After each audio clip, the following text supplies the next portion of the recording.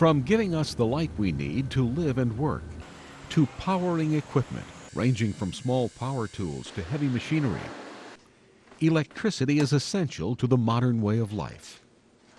But electricity can be hazardous. Its power can hurt or kill you. That's why you need to treat it with the respect and caution it deserves. To work safely around electricity, you need to know the basics of how electricity works and the hazards it presents, and the practices and procedures you can use every day to prevent a shocking experience. Electrical charges and flows occur in nature. For instance, lightning is electricity. But humans have sought to control electricity by channeling it into closed loops called circuits.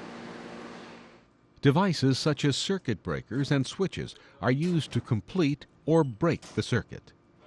When you flip a switch to on, you complete the circuit, causing energy to flow to lights or equipment. When you flip a switch into the off position, you open the circuit, breaking the flow of power.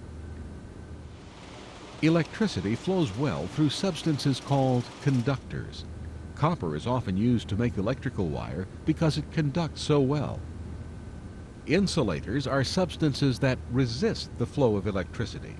Electrical cords are wrapped in an insulator to contain the charge and prevent shocks. Electricity is hazardous for humans, largely due to a simple fact. Our bodies function as conductors. We may not conduct as well as electrical wire, but we do it well enough to cause severe injury or death. Electrical shocks can permanently damage your brain or cause your heart to shut down. Burns from electricity, even when not fatal, can leave you scarred and in pain for the rest of your life. That's why you need to do everything you can to protect yourself and others from the hazards of electricity before it's too late. You're undoubtedly familiar with one way that electricity can hurt or kill you: a shock. We've all been surprised by static shocks from surfaces where a charge has built up. Shocks from live wires or charged equipment are usually more severe. Keep in mind that you don't have to contact a charged wire or piece of equipment to be shocked. Under the right conditions, an electrical arc can travel through the air, shocking you if you are in proximity to a live wire or charged machine component. Pay careful attention to the electrical danger zone or warning signs posted near machines or in other areas where the risk for shock is heightened. Remember, too, that not all injuries and deaths attributable to electricity are caused by shocks. Imagine what a catastrophe a fire at your workplace could become, and it might all begin with one overloaded circuit, or a static charge or electrical arc that ignites the fumes of a flammable chemical. The effects of electricity on the human body can kill you or alter your life in terrible ways. A shock can cause you to lose control over parts of your body, including your internal organs. You can suffer a cardiac arrest if an electrical shock is too strong for your heart. You can be burned all the way to the bone when electricity passes through your body, or receive thermal burns from a surface made hot by electricity, or flash burns from an electrical arc. Also, a fire or explosion started by electricity can burn you or kill you from smoke inhalation. The severity of injury from electricity depends on factors such as the strength of the current flowing through the body, the path through the body. For instance, charges that flow through the heart are more likely to kill, and the length of time the body remains in the circuit.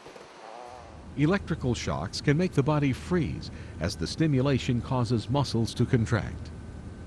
The person being shocked is unable to pull away and remove the body from the charge. This increases the contact time and the likelihood of injury or death. Environmental conditions also matter. Water conducts electricity well, so skin wet from rain or snow or standing in water increases the risk of a shock. Next, we'll focus on how to stay safe by controlling electrical hazards. Because electrical power is all around us, electrical hazards can take many forms, ranging from frayed cords and exposed wires to charged machine components, overloaded circuits, and downed power lines. Safety starts with being aware of the ways in which electricity is used at your workplace. Check for unsafe conditions on every job you're assigned to, and stop the job if you find or even suspect an electrical hazard. Respect the limits of your training. Leave work on electrical systems and wiring to certified electricians. Don't try to learn through trial and error, because the errors may be deadly. When working near electricity, stay dry. Remember, water is a good conductor. If you get wet and are working near electricity, dry off before proceeding. Heighten your insulation or resistance to electrical charges by covering your skin and wearing the correct PPE, such as protective footwear and gloves. Keep tools and equipment dry, clean, and in good condition. Equipment in good condition is less likely to give off uncontrolled electricity. Before you plug in a power tool or any piece of equipment that runs on electricity, carefully check the power cord for any frays or breaks in the insulation. Check the location of where the cord meets the plug and the plug itself too. If the cord or plug has exposed wires or breaks or frays in its insulation, don't use the equipment until the cord or plug is replaced. Don't rely on a little electrical or duct tape to get you through until later. Cords need to be in good working condition to ensure safe operation. Before powering up equipment, make sure that any machine guards or covers are in place. These will keep you from accidentally contacting machine components that are live with power. Machines should also be grounded. Grounding establishes a low resistance path to divert excess voltage to the earth or another safe location. Machines are often grounded through a ground conductor wire. Three-prong plugs and outlets have a ground built in. Electrical shocks can occur when our bodies become the ground wire for current leaking from a circuit. Devices called ground fault circuit interrupters, or GFCIs, also known as residual current devices, or RCDs, protect us by monitoring the circuit and shutting it down when a leak is detected. These devices can be a component of electrical relays, circuit breakers, or outlets, or used portably to connect a cord and plug to an outlet.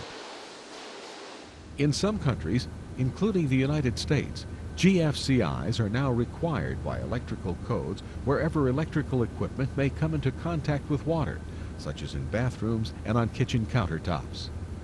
When servicing equipment, don't rely on the machine switch alone to cut off the power. If the switch breaks, the circuit may remain active even if the switch is in the off position. Also, a coworker may inadvertently switch the equipment on while you're working on it. Instead, turn off the power at the breaker. And use lockout-tagout procedures. These procedures ensure that equipment is de-energized before it is repaired or inspected, and is not re-energized until the work is complete and all workers are at a safe distance. Equipment that uses high electrical voltages is typically designed with warning signs. Make sure you have received the proper training before you use this equipment. Work performed outdoors may present additional electrical hazards, so use caution and be aware of your surroundings and the conditions. Never work outside during an electrical storm. Lightning is a powerful and dangerous form of electricity that often injures or kills people. If you need to run a cord outdoors, be sure it is rated for outdoor use and is well insulated. Avoid running the cord through standing water. Always be aware of the location of power lines, especially when doing overhead work. Remain at least 10 feet or 3 meters away from overhead or downed power lines. Remember, you can be shocked and killed without touching them directly if the charge jumps from the wire. Equipment near power lines can also become charged and shock or burn those who contact it, so keep equipment at a safe distance too. Always assume that any lines, cables, or wires you encounter are live, even if they appear to be broken or unused. Never take even the slightest risk. Electricity can certainly be hazardous, but you can work with it and around it safely by fulfilling a few basic responsibilities. Identify the potential electrical hazards before you begin any job. Perform only the jobs you are trained to do. Leave any work on electrical systems to a qualified electrician. When you do work around electricity, protect yourself through the use of machine guards and PPE. Make sure that all cords and equipment are in proper working condition, and don't use anything that's not in good condition. If you need to service a machine, cut off power at the breaker and follow lockout-tagout procedures. When working outdoors, be aware of changing work conditions and keep a safe distance from power lines. Above all, remember that electricity is a powerful force. Treat it with the respect it deserves.